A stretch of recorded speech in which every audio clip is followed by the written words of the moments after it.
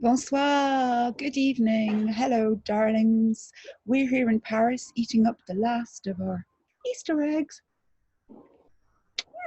Yummy. And pressing ourselves beside our windows for a little hint of the spring that we are so cruelly denied in this lockdown. But we have poetry to console ourselves.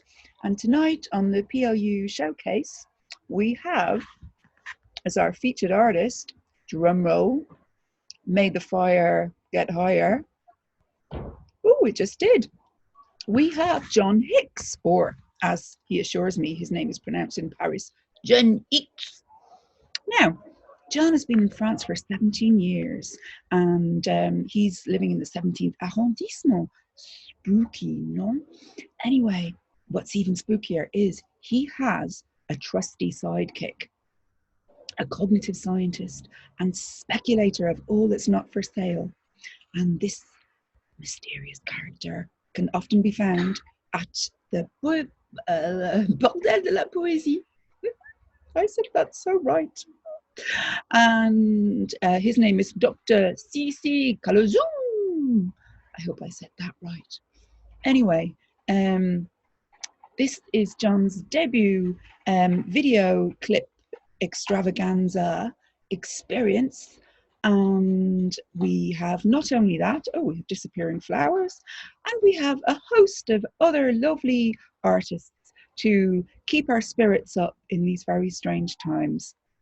Enjoy.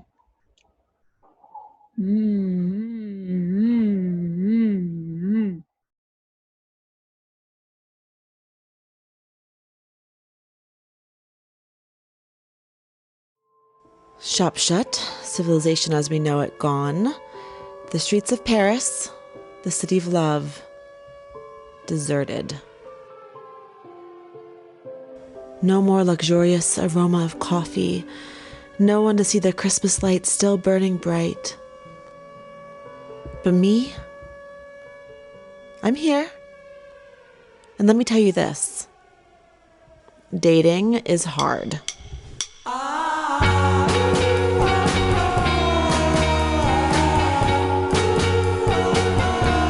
Okay, so the apocalypse happened, but I've never been the kind of woman to give up. Megan, they say. Who do you think you are, going out looking for love when other people are fighting over toilet paper and eating toilet paper? Well, world, the apocalypse is not gonna stop me from finding a good man. Darling.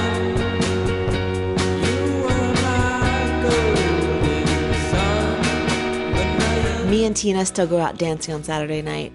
We got the best moves.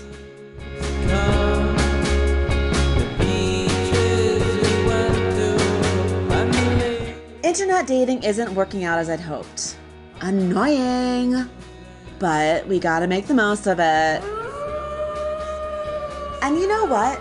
We meet someone when we least expect it, which is why the apocalypse might be the best thing that's ever happened to my love life. Because I'm definitely not expecting it. And so, I am expecting it. Bravely. Boldly. Call me old-fashioned, but after a good mashup, I like to check out an art exhibition. You never know who you might meet, a fellow art lover or a rich elderly man buying an overpriced sculpture of a bulldog. You just never know.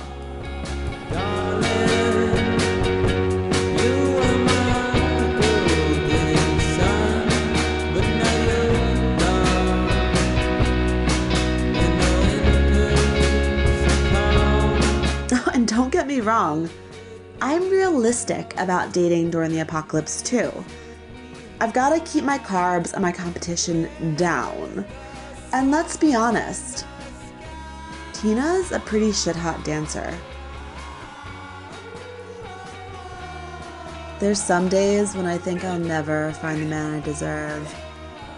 My soulmate. Am I going to spend my entire life alone? Maybe I'm unlovable. Maybe I'm just not.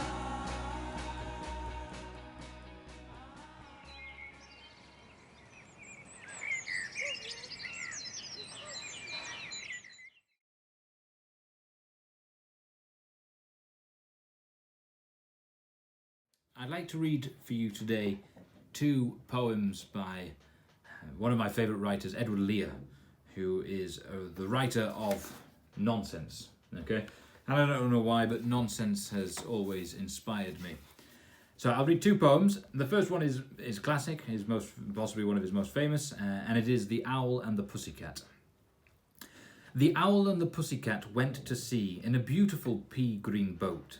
They took some honey and plenty of money wrapped up in a £5 note. The owl looked up to the stars above and sang to a small guitar. Oh, lovely pussy, oh pussy, my love, what a beautiful pussy you are. You are, what a beautiful pussy you are. Pussy said to the owl, you elegant fowl, how charmingly sweet you sing. Oh, let us be married, too long we have tarried, but what shall we do for a ring?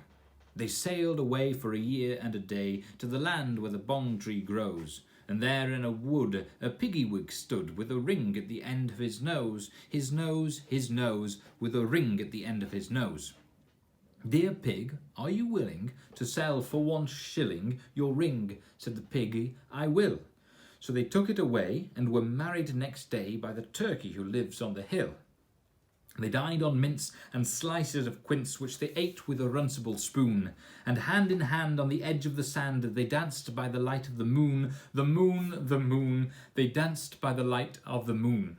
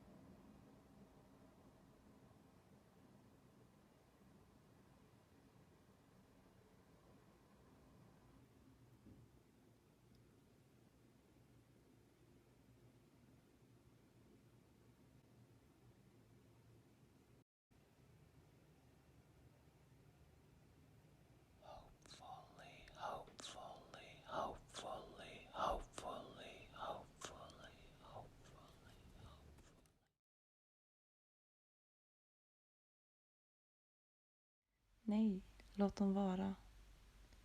Min mamma höll fram sina händer. Ska du behålla dem här? Jag hade samlat samma slags gröna stenar varje dag på stranden. Hon gav mig ett så pass uttryckslöst ansikte att jag inte minns hur hon såg ut. På natten låg jag och tänkte på stenarna, var de kom ifrån, vad jag skulle kunna göra med dem när vi kom hem. Jag frågade varje morgon, när åker vi hem? Min mamma höll mig i handen. Jag minns heller inte detta, men det måste varit så. För en dag släppte hon min hand och en skyddsängel fick ingripa. Jag hade en stark tro på änglavakt när jag var liten. För barn ska inte behöva dö. Det hade varit alldeles för enkelt och så fruktansvärt onödigt. Min mamma däremot såg mig dö om och om igen efter varje undkommande. Jag var i vattnet med mitt cyklop.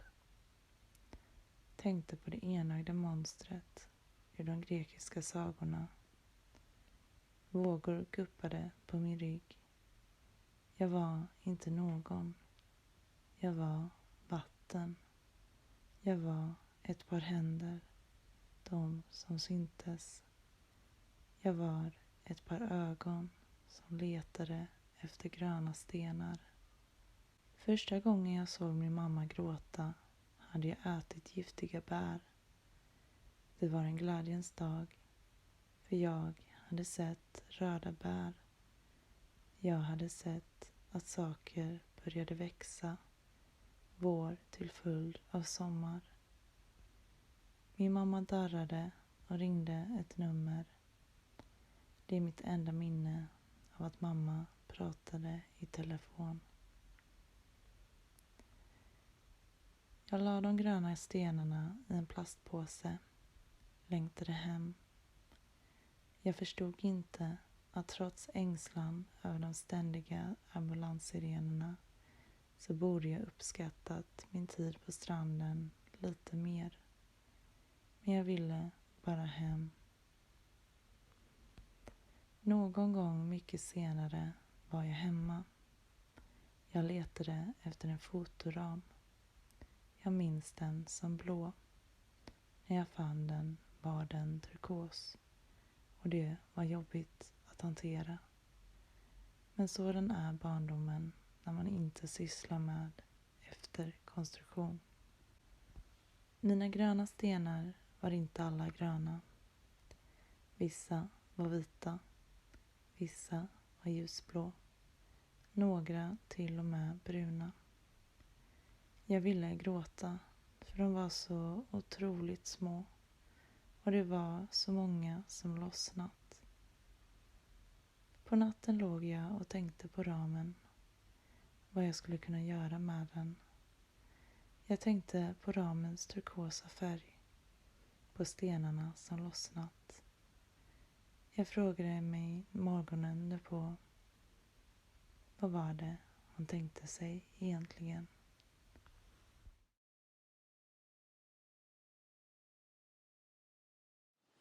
Step through fire and into the sun. Step out through every hurtful thing your tiny hands have done. Step out from each accusation. Step from your careless mouth. Walk through the season of plenty and through the time of drought. Walk past love and past regret and under silent skies. Open the doors of contagion and open your smiling eyes. Open your smiling eyes, my love. The worst is already gone. The night is in abeyance now, and, in a while, dawn.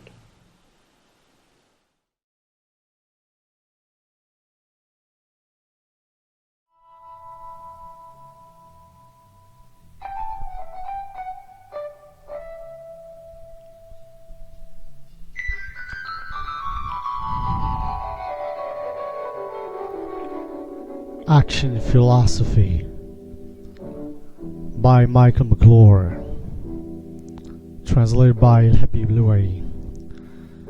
فلسفة الفعل، قصيدة لمايكل ماكلور.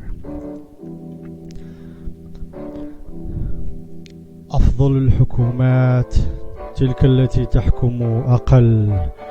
دعني أتحرر من الأربطة والنزعات لأستبدل هيئتي هذه بهيئة أخرى تكون أقل شبها بالروح. دعني أصير ذئبا يسرعا، سمك سلمون أو ثعلب ماء، أبحر في المياه الفضية تحت السماء الوردية. لو كنت عثة أو نسرا لرأيتني أحلق في السماء. لو كنت عثة أو نسرا لرأيتني أحلق في السماء. أحب هذا اللحم الذي خلقت منه، أغوص فيه لأعثر على أبسط شكل حيوي. ما معنى الحرية عندما تجوع طبقة اجتماعية طبقة أخرى؟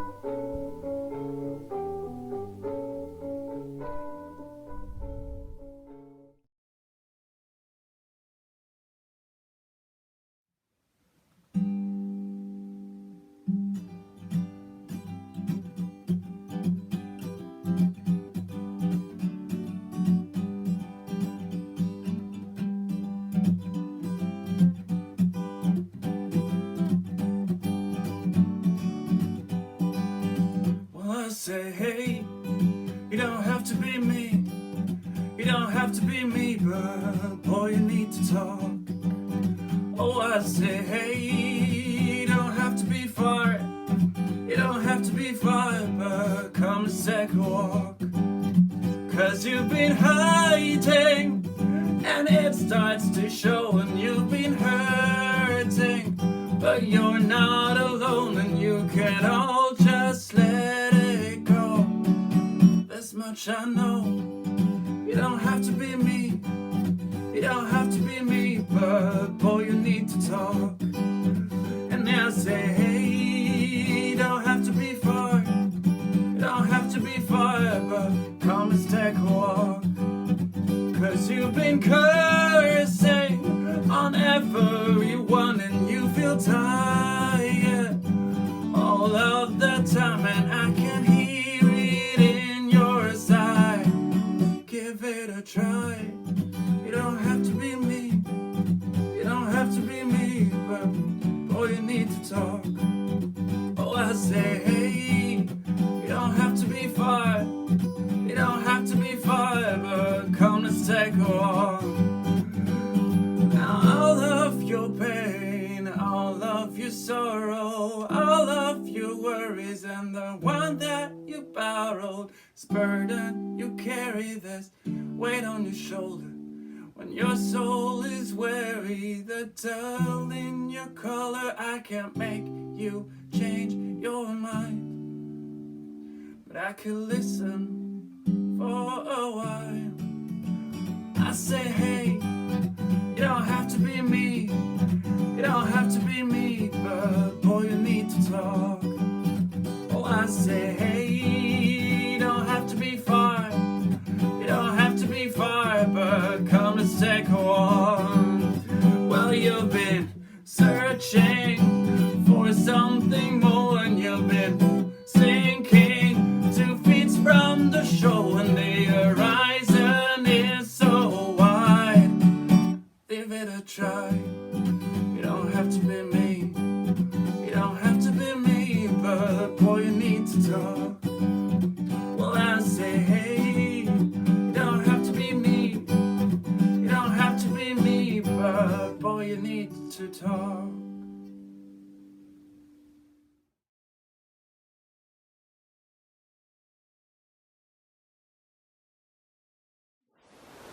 On the road, we see signposts.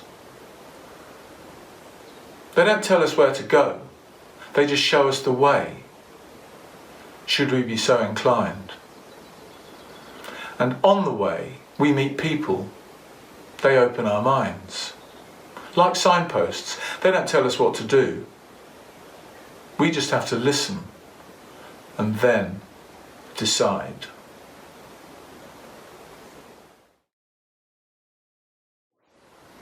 Reset all the clocks.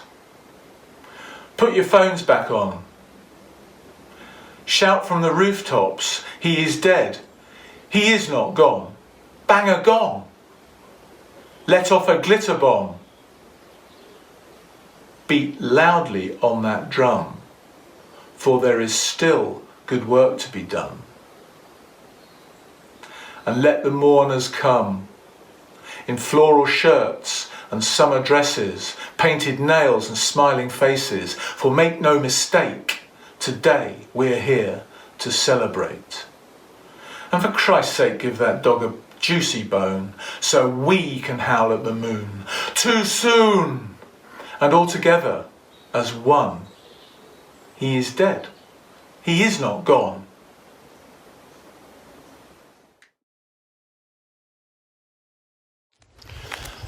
In her brand new shoes, she walked to the river. She kept to the path to protect the leather. And the blister was a constant reminder of every step that had taken her closer to the water. She stepped off the bank. The water broke her fall. And just for a minute, she seemed to float. But then she sank, thanks to the stones she'd sewn into her grandfather's overcoat. And images of her life flashed before her eyes. Madeleines and moonbeams, red balloons and breakfast trays, bacon and eggs, and a diamond ring fizzing in a glass of chilled champagne. And the joy then was just as intense as the sorrow there was to follow, as today gives way to tomorrow. And the blister, well, I added the blister to remind me of my sister, who only exists in the mists of my memory.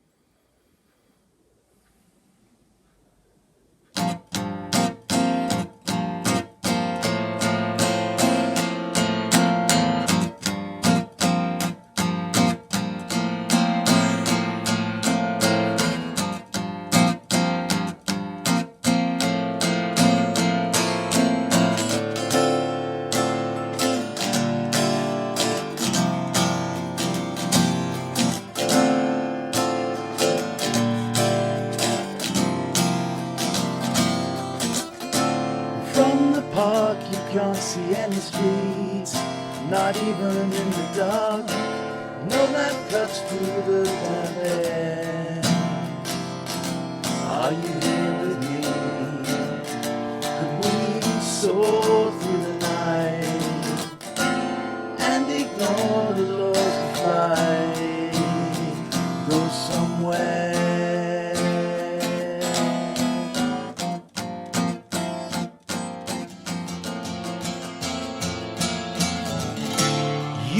I've circled around this X which marks the spot for many years, always wondering what's inside.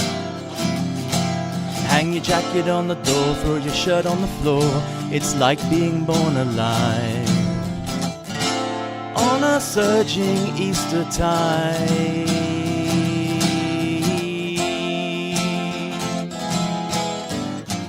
We'll cradle the ghost so closely and talk so deep.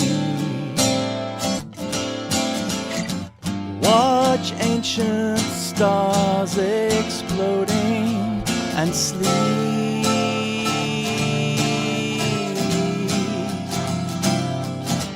The sun weighs our world in silence while those rivers flow.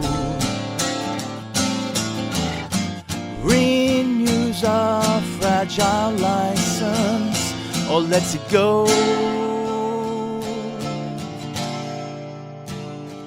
It could happen in a heartbeat, arriving like the memory of a dream, heading down, sailing into caverns underground, listening to the echoes of a young unrestless drummer hanging from the edge of summer, and his body was never found. Back over to Now's Avenue, in the rain, seeing you. No further words were said, I rest my head upon the pew. I never knew we cradle that ghost so closely, or talk so deep. Watch ancient stars exploding and sleep.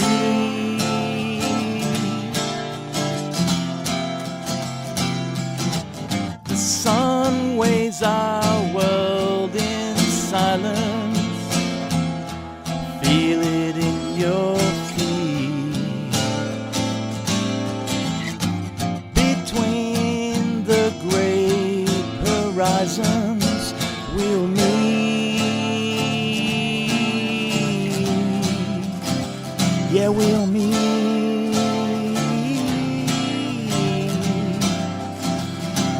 We'll meet.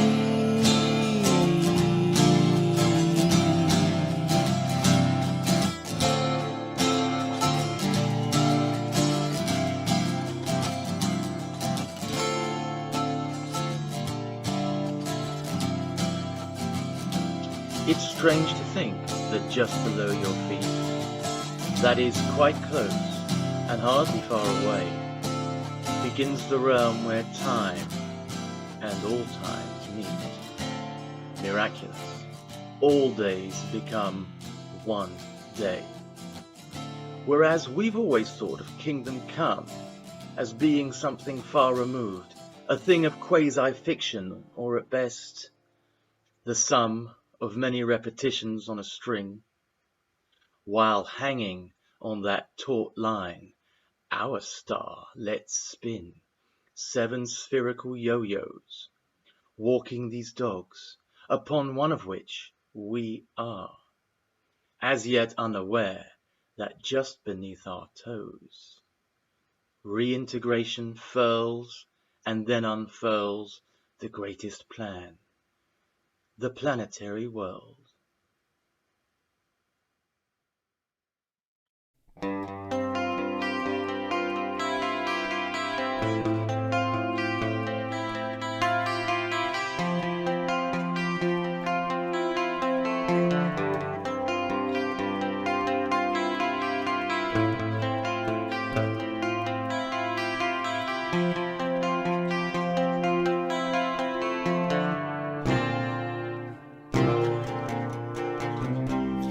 Cast the boat off from the dock.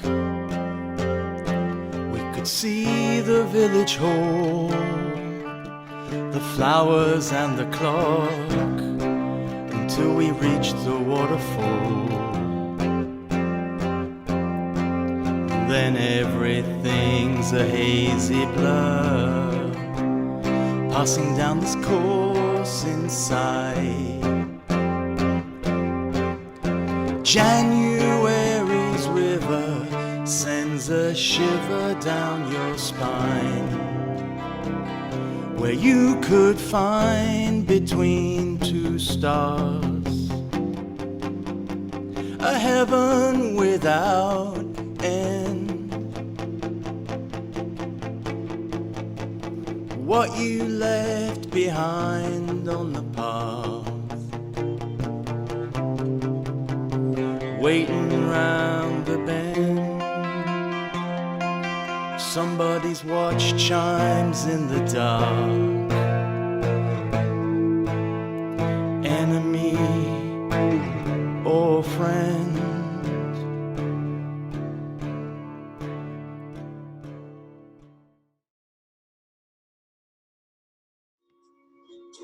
Bonsoir.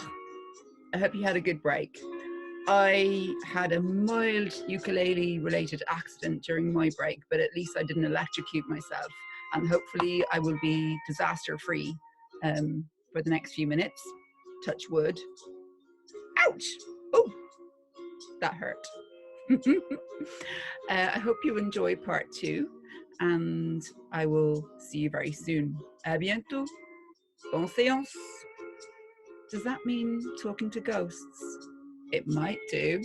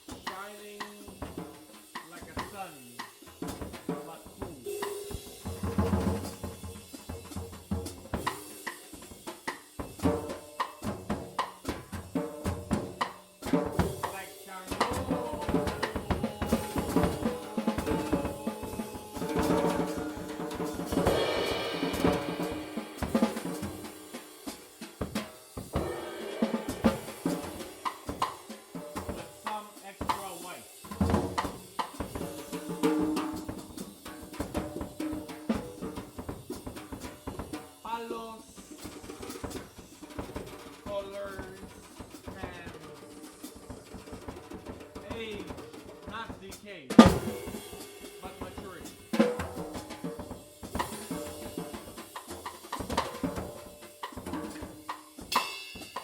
Honey,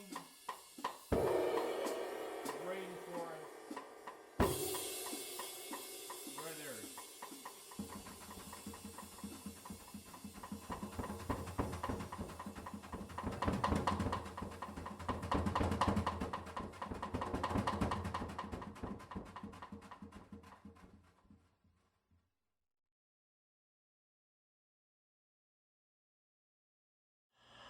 The first one is called Love is Not a Battlefield, which is also the first line of the poem. Love is not a battlefield. Despite hysterics, nor does God actually reside behind your breastbone. When someone says, my heart is in my throat, its throb still stems from a cold, ugly chamber in their chest.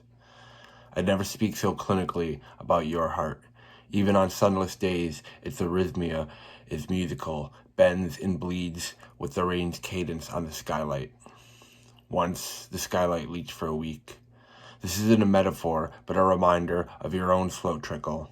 How any crevice wide enough to hold you is an oversight of an impassive God. God doesn't listen. He's always busy adjusting the Heaven's Gate flag pin on his lapel, rehearsing benevolence with hands folded like Sunday service. God doesn't even have a plan for himself, can barely balance a checkbook or make it home to Mary, who hovers over a wood-burning stove, her back like a sack of coins, before his soup is like ice water. Still, when I whisper a prayer for the rain to pass, I nearly thank him when it does. And then this last one is called Upon Hearing Prince Sing Purple Rain at First Avenue in Minneapolis in 1983, I begin to understand my mother's love life.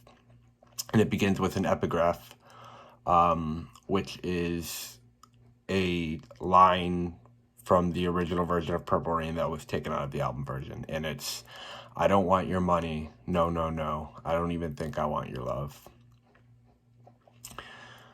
I confess, my sorrow will eat more of me than any kind of hunger. I steam up phone booths with my tears. I overdress for my own funeral. My eager heart is my mother's eager heart. Heaven is darker than I was led to believe, so I take light where I can, my throat bright with amethyst, the kitchen's dim glow like a searchlight in a prison yard. My mother loves most what enables her to be lonely. The ashtray is glutted with hours. The car won't even start anymore, but I know times are changing. New wind brushes the jasmines. The bloom leans away from me. The moon waxes and wanes. I hate to see anything so lovely alone. Thanks, guys. Stay safe and stay sane out there.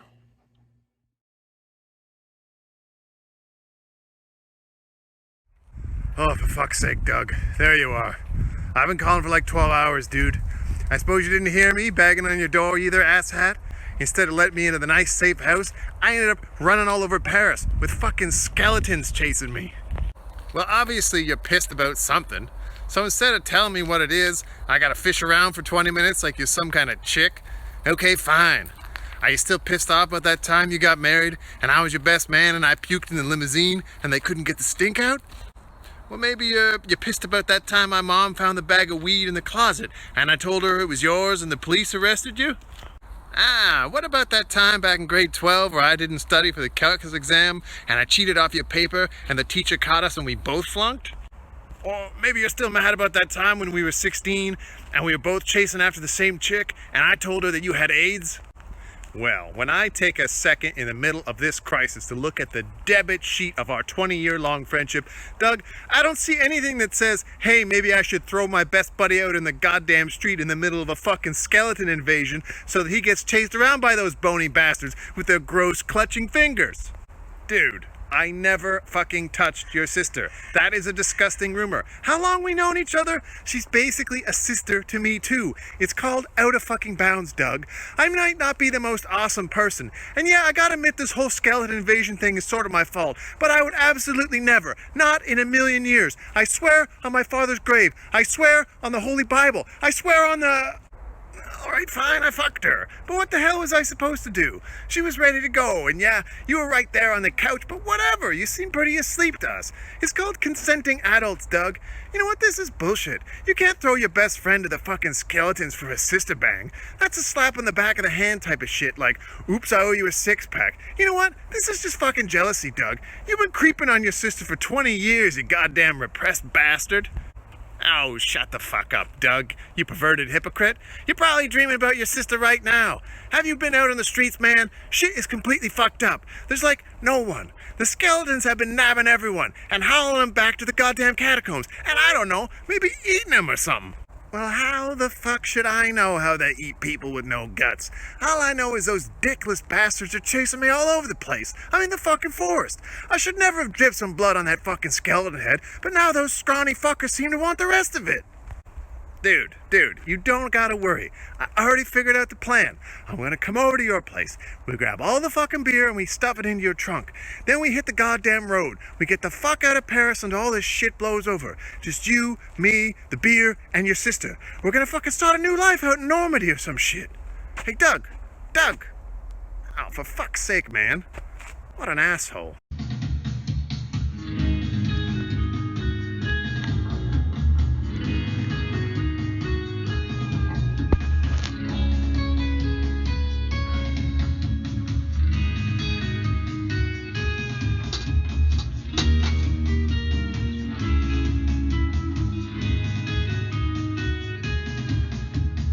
C'est le vendredi soir, on va tous au bar écouter la musique.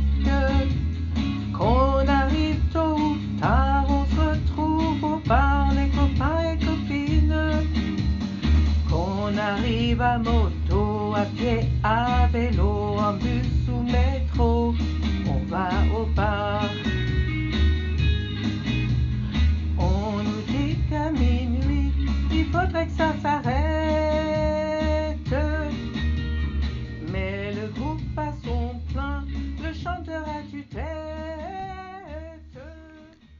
The Little Red Bar. In a small town on the outskirts of a big city, there was a little bar, a little red bar.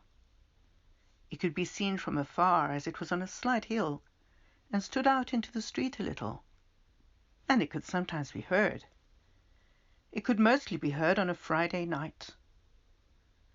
On Friday nights, people from the town would gravitate towards the bar in their own time. People from out of town, and even from the big city, would make their way to the bar.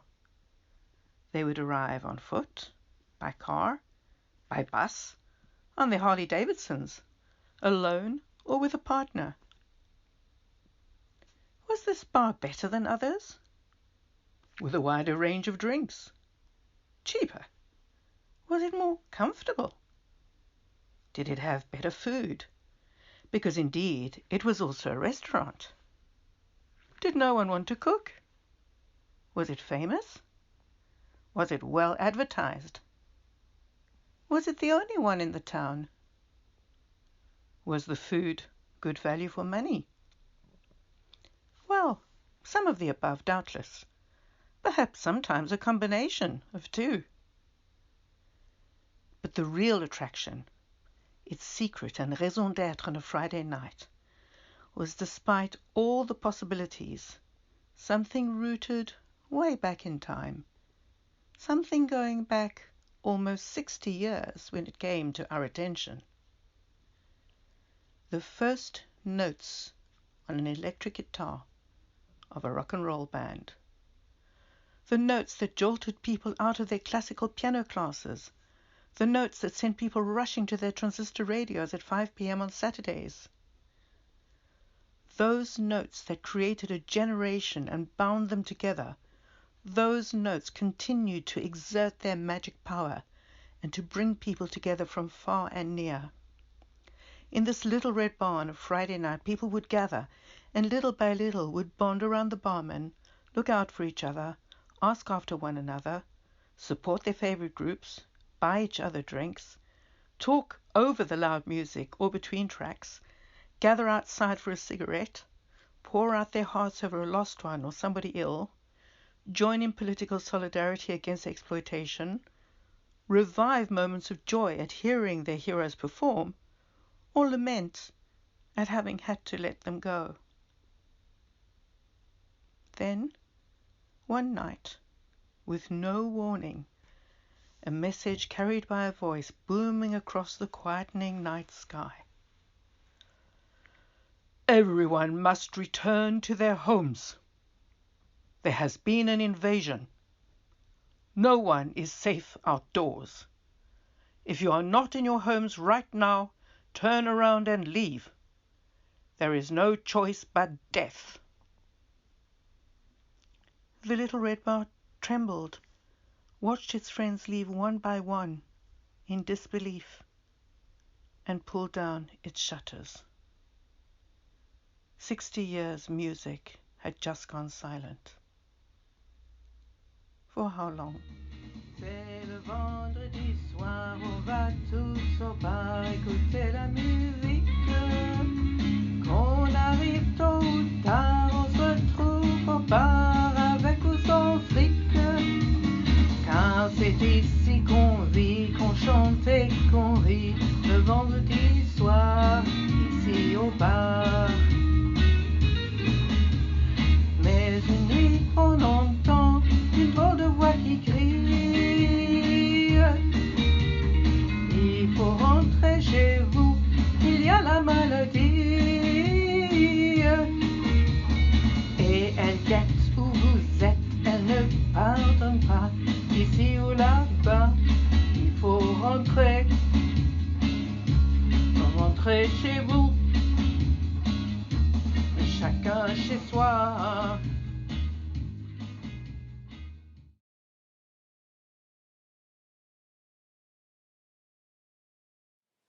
We're very different, you and I. I met you once in a bar. You were manly the way you'd been taught to be. You behaved exactly the way you think men are supposed to.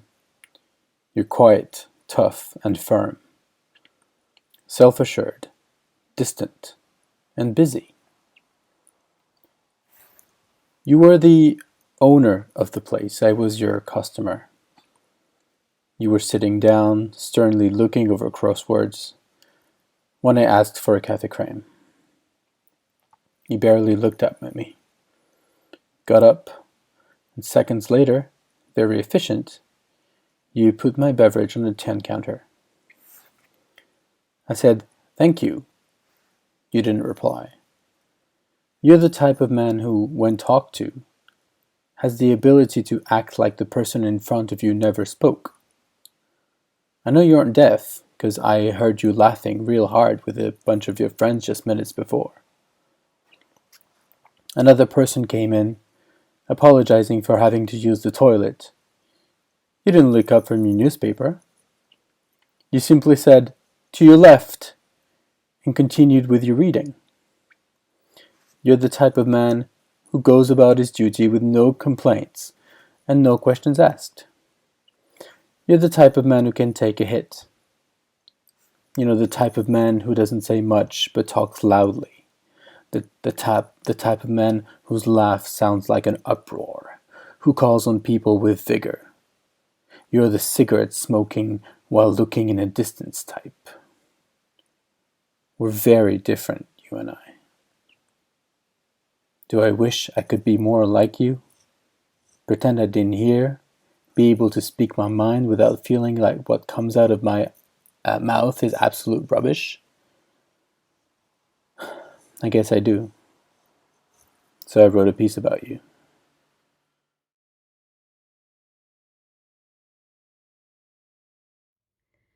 This is a Gröna chronicle from Paris.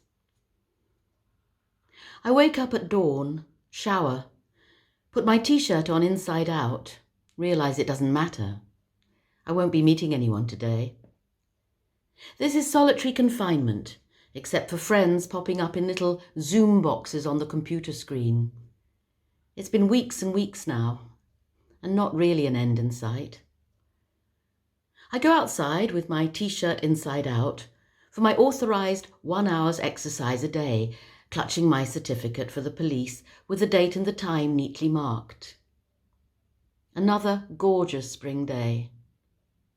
A whole month of relentless bright sunlight and clear skies. A time to be out all the time, not in. It's all inside out, upside down.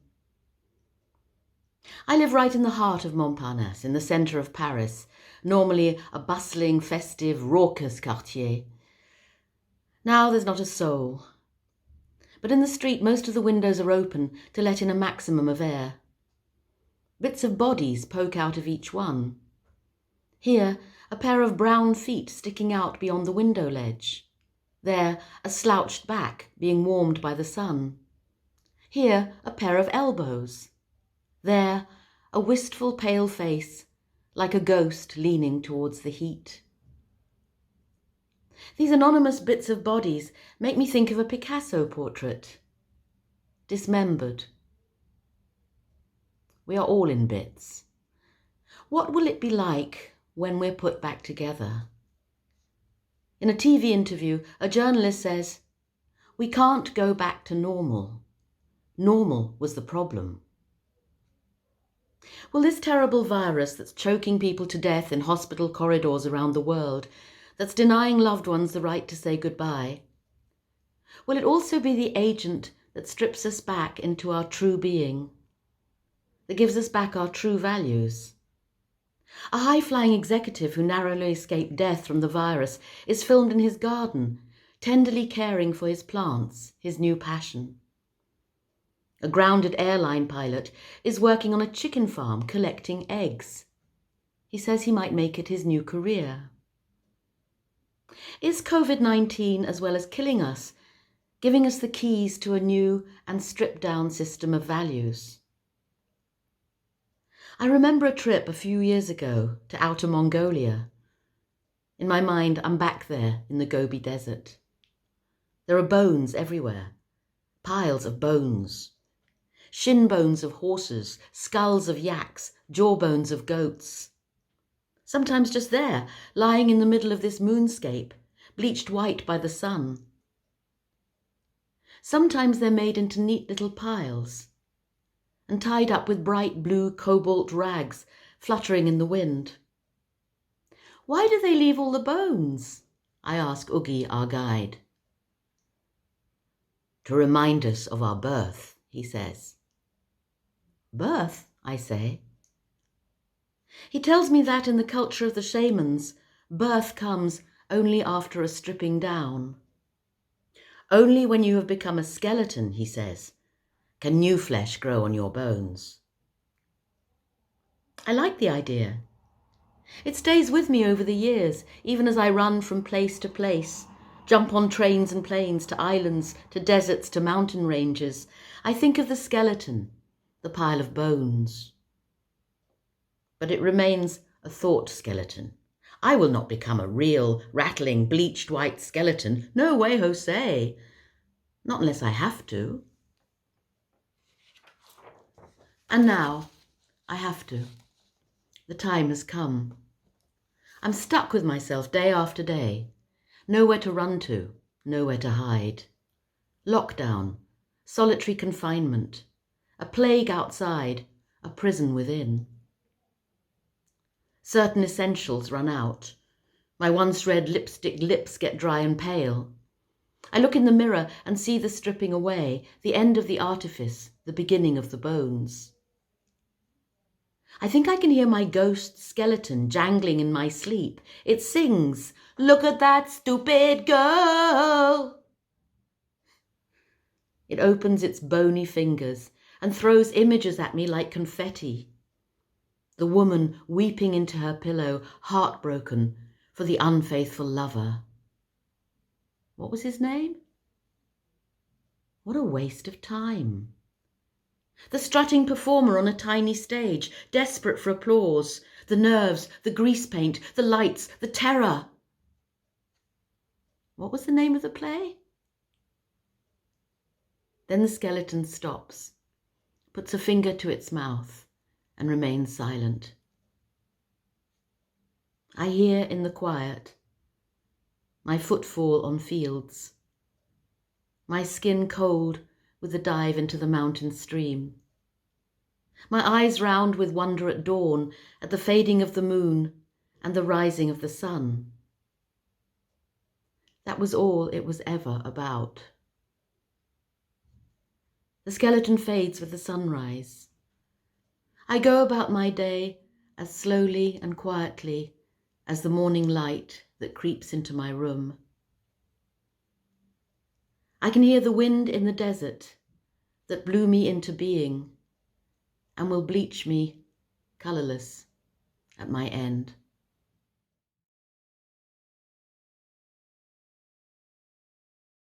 The second poem by Edward Lear, writer of nonsense, that I would like to read to you is The Duck and the Kangaroo. Said the duck to the kangaroo, "Good gracious, how you hop over the fields and the water too, as if you never would stop. My life is a bore in this nasty pond, and I long to go out in the world beyond. I wish I could hop like you," said the duck to the kangaroo. "Please give me a ride on your back," said the duck to the kangaroo. "I would sit quite still and say nothing but quack the whole of the long day through, and would go to the Dee and the Jelly Bow Lee, over the land and over the sea. Please take me a ride, oh do," said the duck to the kangaroo. Said the kangaroo to the duck, "This requires some little reflection. Perhaps on the whole it might bring me luck, and there seems but one objection, which is, if you'll let me speak so bold, your feet are unpleasantly wet and cold, and would probably give me the rheumatiz," said the kangaroo. Said the duck, "As I sat on the rocks, I have thought over that completely, and I bought 4 pairs of worsted socks, which fit my web feet neatly. And to keep out the cold, I've bought a cloak, and every day a cigar I'll smoke, all to follow my own dear true love of a kangaroo." Said the kangaroo, "I'm ready, all in the moonlight pale, but to balance me well, dear duck, sit steady, and quite at the end of my tail." So away they went with a hop and a bound, and they hopped the whole world 3 times round, and who so happy, oh who, as the duck and the kangaroo?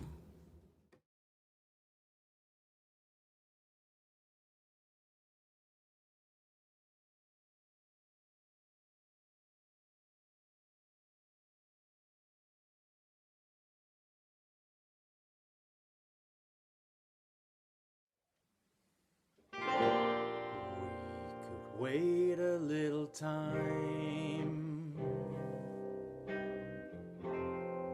If you think that there's a problem, you know sometimes things turn out fine when you really let go of them. In the dream I am with you, melting ice cream dripping on my shoe. Summertime's endless avenue rolls into eternity, and I guess you're not the first to take a sip and pass the glass along. Sold on supple wine and verse, not really thinking of those long winters to come. In the dream you are with me, flying high over an open sea.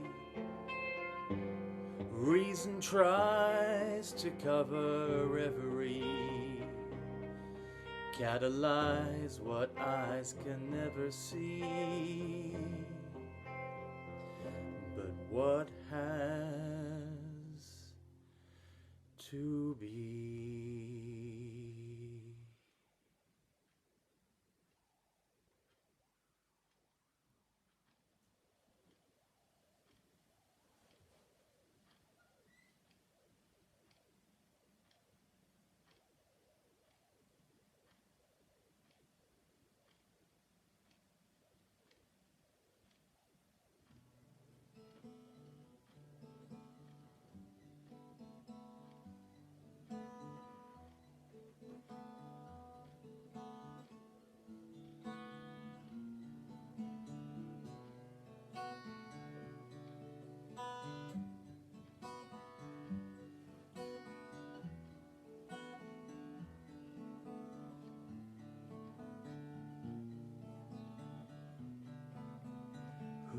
light a match on Notre Dame, who'd catch the flight through the flames of I am. Centuries and buildings tumble and fall.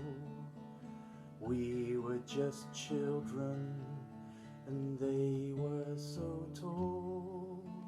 From lower Manhattan down to Zanzibar, of oceans and patterns, of planets and stars. Something's gonna happen wherever you are.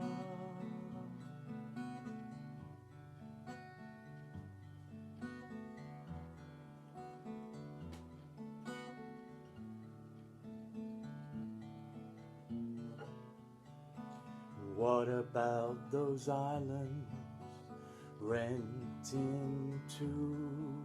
It began with the silence of the wind blowing through. An empty prime minister, so hungry for war. An illness so sinister, cat's foot, iron claw. I called on the doctor, but he summoned the priest, who stood there in the darkness and stared to the east. After the harvest, they say there'll be peace. Why cry about this farewell? Just relief.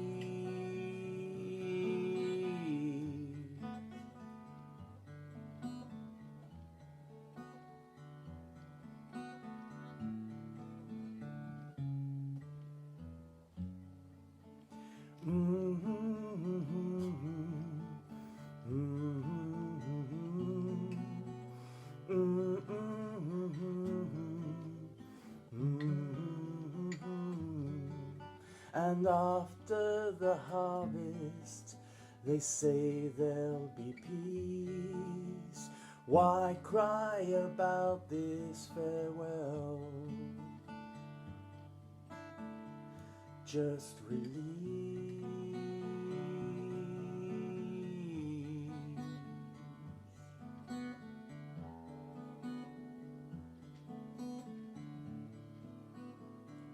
Just relief.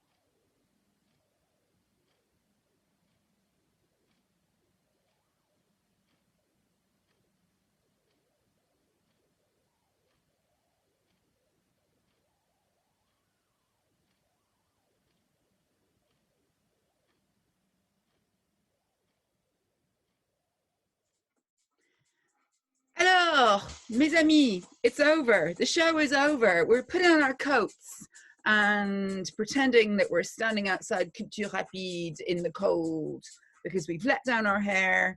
We haven't left our fire unattended. And we are super grateful to all the people who sent in work for us to include in the show. Thank you. Thank you to everybody for watching. Thank you to Ed for his wonderful cyber fingers knitting this disparateness of pieces all together into this lovely, lovely tapestry that is the showcase that cannot replace the real experience. But nonetheless, hey, we can all do it together from all over the world now. So, like, that's a plus point. And we look forward to seeing you next week. And we also look forward even more to May the 11th, because that's apparently when we're going to be allowed out again. Woo! Hope wherever you're watching from that you also come out soon and that you are as safe and well as absolutely possible. And thank you again. Bonne nuit. Bye bye.